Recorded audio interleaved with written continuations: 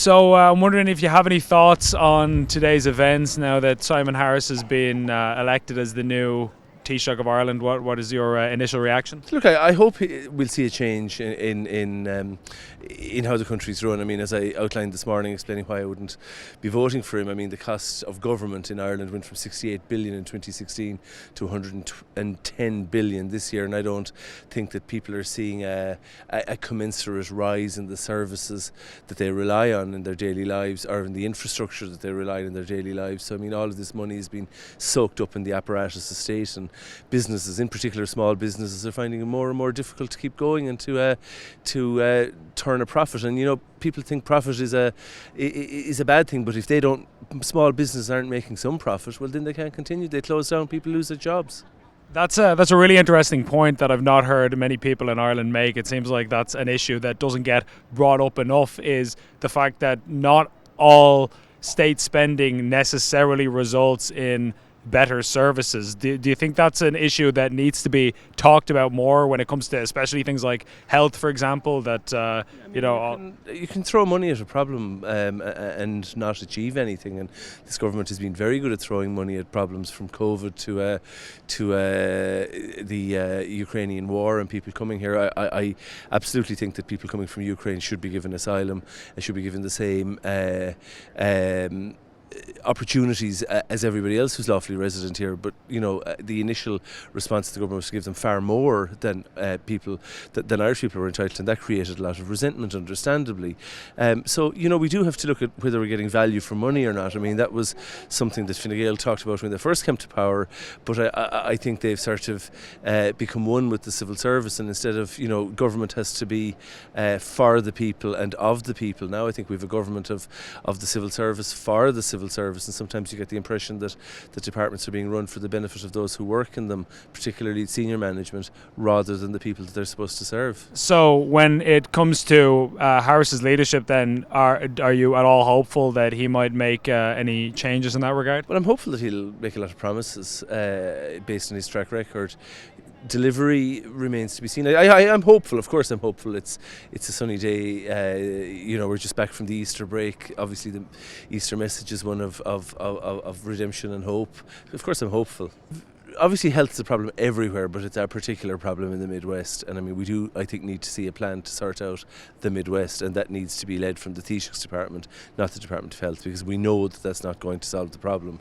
Likewise, I mean, there's a huge backlog being allowed to build up under Helen McEntee of people who've been refused asylum in the first instance, refused on appeal, and then sort of there's this last stage where they're asking for permission to remain, and she hasn't been making decisions in that regard since certainly decisions haven't kept pace with the numbers who've been applying. So there's a huge backlog built up. All those people are in direct provision.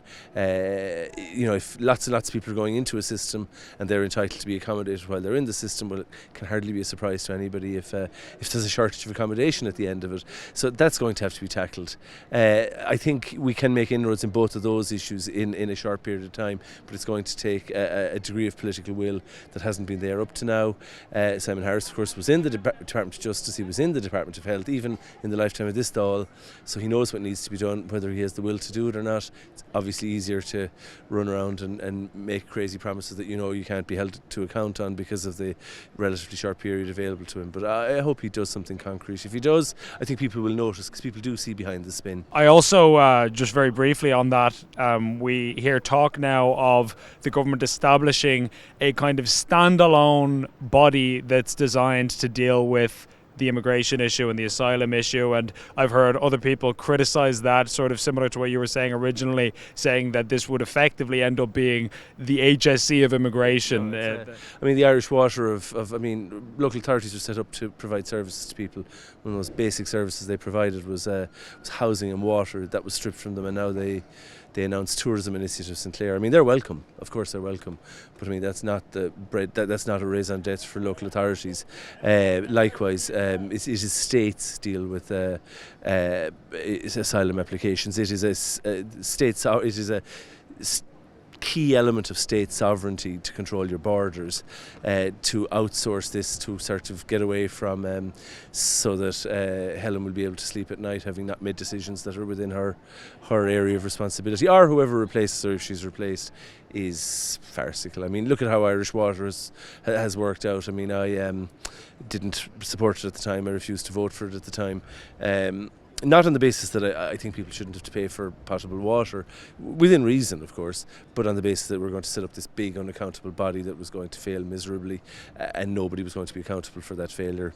I think to replicate that with regard to asylum is, and create this body, and that people will be accommodated, and there'll be no consultation, there'll be no planning process, there'll be this body that will be our overlords and will decide who goes where. It's farcical. I mean, if you want to get thousands onto the streets, that's a good way to start.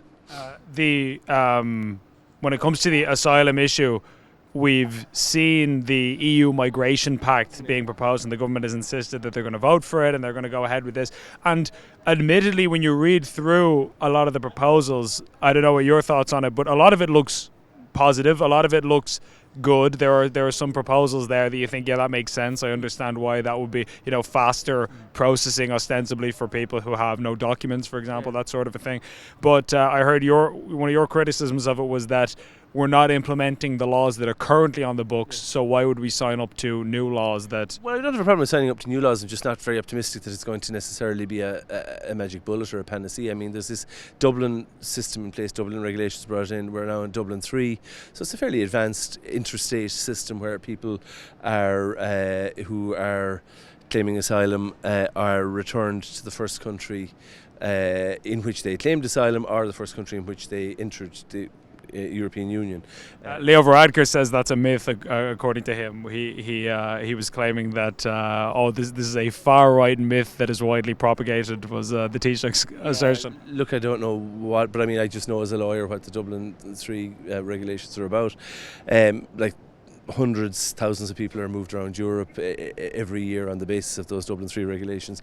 Ireland managed to transfer 3 people in 2023.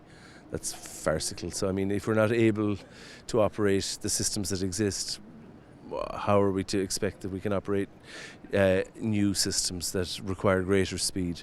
I mean, I simply don't understand the delay in making decisions. In fairness, the IPO have improved, the IPAT have considerable improvements have been carried out, and then the big delay is the permission to remain thereafter. But I mean, given the cost entailed of accommodating people who don't have a valid claim, I mean, and systems have to be fair. We do have to determine whether people have a valid claim and whether they don't. And to me, it's very important. I think we have a legal duty. We also have a moral duty to ensure that people who are persecuted and fleeing persecution can obtain sanctuary. I think that's very important. But that can be done efficiently and quickly, and that's not happening.